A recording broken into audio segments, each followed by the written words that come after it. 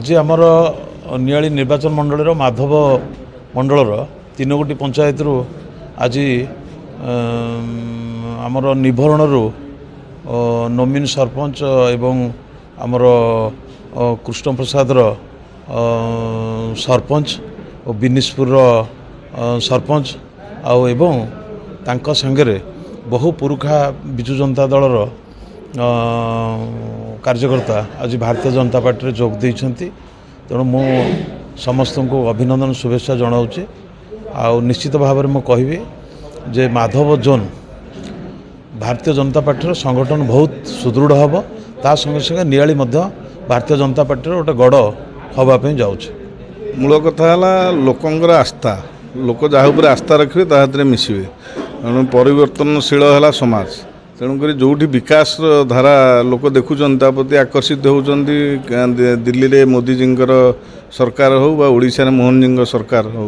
बा विशेषकर नियाली माननीय विधायक विकसित नियालीर कार्यक्रम अन्य दलर नेतृत्व मान आकृष्ट करुच्ची भारतीय जनता पार्टी सामिल होगापी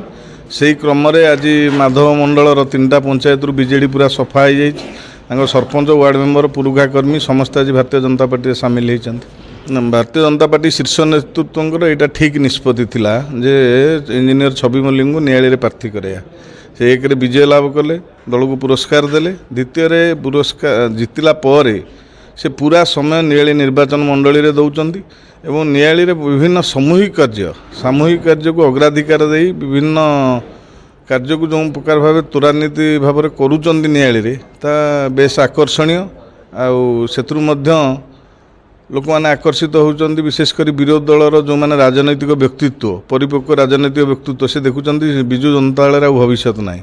तेणुक भारतीय जनता पार्टी मिसवा सहित छमल्लिक हाथ को टाण कर